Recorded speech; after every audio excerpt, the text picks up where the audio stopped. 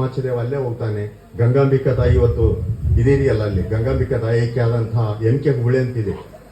ಮತ್ತೆ ಅಲ್ಲೊಂದು ಊರೇ ಇದೆ, ಕದನ ಆದಂತ ಊರು ಬೆಳಗಾಂ ಜಿಲ್ಲಾದಾಗ. ಉಳಿವಿಗೆ ಹೋಗ್ತಕ್ಕಂಥ ಸಂದರ್ಭ ಇದೆಲ್ಲ ಆಗುತ್ತೆ. ಉಳಿವಿಗೆ ಹೋದ್ಮೇಲೆ ಆ ವಚನದ ಕಟ್ಟುಗಳು ಉಳ್ಕೊಂತವೆ. ಅದಕ್ಕೆ ಯಾರಾದರೂ ಕಾರಣ ಇದ್ರೆ ಅದು ಸೊನ್ನಲಿಗೆ ಸಿದ್ದರಾಮರು ಮಾತ್ರ ಅಂತಕ್ಕಂಥದ್ದು ನೆನ್ಪಿಡಬೇಕು. ಕಲ್ಯಾಣಕ್ಕೆ ಎರಡು ಪ್ರಮುಖ ಘಟನೆಗಳು, ಒಂದು ಯಾರಂದ್ರೆ ಒಂದು ಸಿದ್ದರಾಮರು, ಮತ್ತೊಬ್ರು ಅಲ್ಲಮರು. ಇವರಿಬ್ರು ಆ ಕಲ್ಯಾಣಕ್ಕೆ ಬರದೇ ಇದ್ರೆ ಅದು ಏನಾಗ್ತಿತ್ತೋ ಗೊತ್ತಿಲ್ಲ. ಬಟ್ ಈ ಮೆರಗು ಬರ್ತಿತ್ತೋ ಗೊತ್ತಿಲ್ಲ ಸಿದ್ಧಾಂತಕ್ಕೆ. ಎಂತ ಸಿದ್ಧಾಂತ ಅಂದ್ರೆ ಇನ್ನು ನೆನ್ಪಿಟ್ಕೋಬೇಕು. ಕರ್ನಾಟಕದ ಜನ, ಕರ್ನಾಟಕದ ಸಮೂಹ ಏನ್ ನೆನ್ಪಿಟ್ಕೋಬೇಕಂದ್ರೆ ಅದ್ಭುತ ಸಿದ್ಧಾಂತ. ಕಾಯಕದಲ್ಲಿ ದೇವರನ್ನ ಕಾಣತಕ್ಕಂಥದ್ದು. ಯಾವ ಆಚರಣೆಗಳಿಗೂ ದೇವಸ್ಥಾನಗಳಿಗೂ ಹೋಗಲಾರದೆ ತನ್ನೊಳಗನೆ ದೃಷ್ಟಿಯೋಗದ ಮೂಲಕ ದೇವನನ್ನ ಕಾಣತಕ್ಕಂಥದ್ದು. ದೃಷ್ಟಿಯೋಗದ ಮೂಲಕನೇ ನನ್ನೊಳಗೆ ಅಡಗಿರುವ ದೇವನನ್ನ ಕಾಣತಕ್ಕಂಥದ್ದೇನಿದೆಯಲ್ಲ, ಈ ಸಿದ್ಧಾಂತವನ್ನ ಬೇರೆ ಎಲ್ಲೂ ಕೊಟ್ಟಿಲ್ಲ.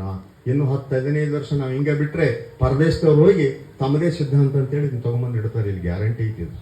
ಅಷ್ಟೊತ್ತಿಗೆ ಎಚ್ಚರ ಆಗ್ಬೇಕು. ಇವತ್ತು ಲಿಂಗಾಯತರು ಅಂತಕ್ಕಂಥವ್ರು ಇವತ್ತೇನು ನಾವು ಇಲ್ಲಿ ಕರ್ನಾಟಕದಲ್ಲಿ ಇದೀವಲ್ಲ, ಎಲ್ಲಾ ಸಮುದಾಯದ ಪ್ರತಿನಿಧಿಗಳಿವರು. ಏನ್ 12ನೇ ಶತಮಾನಕ್ಕಿಂತ ಪೂರ್ವದಲ್ಲಿತ್ತಲ್ಲ ಶೂದ್ರರು, ಶೂದ್ರ ವರ್ಗದಿಂದ ಬಂದಂಥವ್ರು ಎಲ್ಲರೂ ಸಹಿತ ಬಸವಣ್ಣನನ್ನು ಒಪ್ಪಿ ಲಿಂಗ ತಗೊಂಡೋದಕ್ಕಾಗಿನೇ ಇವತ್ತು ಲಿಂಗಾಯತರನ್ನು ಅನ್ಸ್ಕೊಂಡ್ರು. ಆದ್ರೆ ಬರ್ತಾ ಬರ್ತಾ ಏನಾಗಿದೆ, ಈ ಸಮೂಹ ಮೂಲ ತತ್ವಗಳನ್ನು ಮರೆತು, ಲಿಂಗವನ್ನೇ ಮರೆತು, ಬಸವ ಹೇಳಿದ ಸಿದ್ಧಾಂತವನ್ನೇ ಮರೆತು ಇದನ್ನ ಮತ್ತೆ ಜಾತಿಯನ್ನಾಗಿ ಪರಿವರ್ತಿಸಿದೆಯಲ್ಲ, ಇದೊಂದು ದೊಡ್ಡ ದುರಂತ.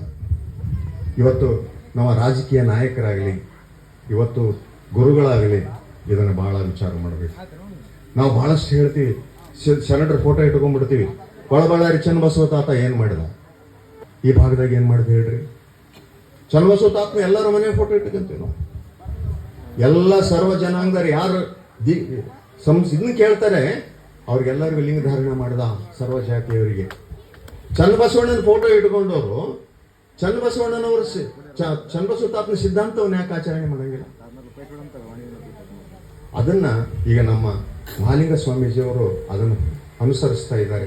ಅವರಿಗೆ ಆ ಗಟ್ಟಿತನ ಬಂದಿದೆ. ಯಾಕಂತಂದ್ರೆ ನಾನು ನಂಬಿದ್ದು ಚನ್ನಬಸವರನ್ನ, ನಾನು ನಂಬಿದ್ದು ಬಸವಣ್ಣನನ್ನ.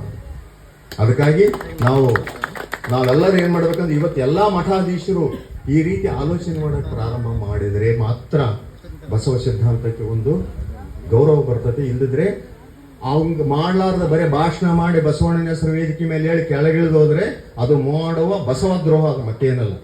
ಇವತ್ತು ಬಹಳಷ್ಟು ಬಳಕೆ ಆಗ್ತಾ ಇದೆ ವೇದಿಕೆ ಮೇಲೆ ಆ ಮಾತುಗಳು. ಆದರೆ ಇಲ್ಲ, ಈ ನೆಲೆಯಲ್ಲಿ ವಿಚಾರ ಮಾಡಬೇಕಾಗಿದೆ.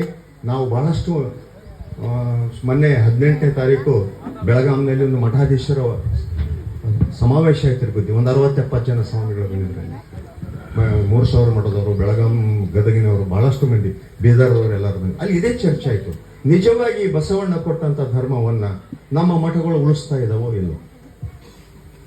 ಏನ್ ಮಾಡ್ತಾ ಇದಾವೋ ನಮ್ಮ ಮಠಗಳು? ಉಳಿದವರು ಬೇಡ, ನಾವು ವಿರಕ್ತ ಪರಂಪರೆಯ ಮಠಗಳ ಮೂಲ ಕಾರ್ಯ ಏನೈತಿ ಇವತ್ತು?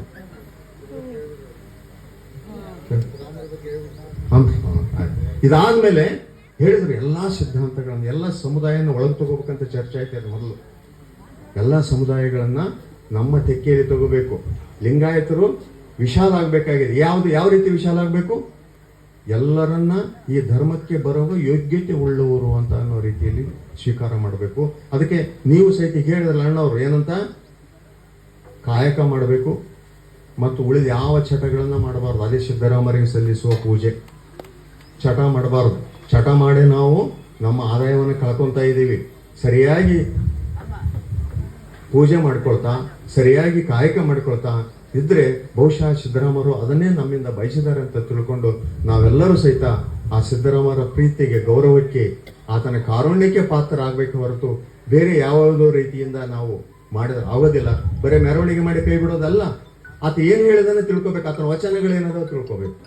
ಅದಕ್ಕಾಗಿ ಯುವಕರು ಏನಿದ್ರಿ, ನೀವು ಈ ಸಮಾಜದ ಯುವಕರು ಅದೇ ಪಾಲನೆ ಮಾಡಬೇಕು. ಅಪ್ಪ ಅವ್ರು ಇದ್ದಾರೆ ಊರಾಗ, ಅವರು ನಿಮಗೆ ಲಿಂಗ ದೀಕ್ಷೆ ಕೊಡೋಕೆ ತಯಾರಿದ್ದಾರೆ. ನೀವು ಶುದ್ಧರಾಗಿ ಲಿಂಗ ತಗೊಂಡು ಕಾಯಕ ಮಾಡ್ಕೊಳ್ತಾ, ಪೂಜೆ ಮಾಡ್ಕೊಳ್ತಾ ಬದುಕಿದರೆ ಖಂಡಿತವಾಗಿ ಸಹಿತ ಶರಣರಿಗೆ ಸಲ್ಲಿಸಿದ ಗೌರವ ಆತಕ್ಕೆ ಅಂತ ತಿಳ್ಕೊಂಡು ನಾನು ಒಂದೆರಡು ಮಾತನ್ನು ಸಲ್ಲಿಸ್ತೀನಿ.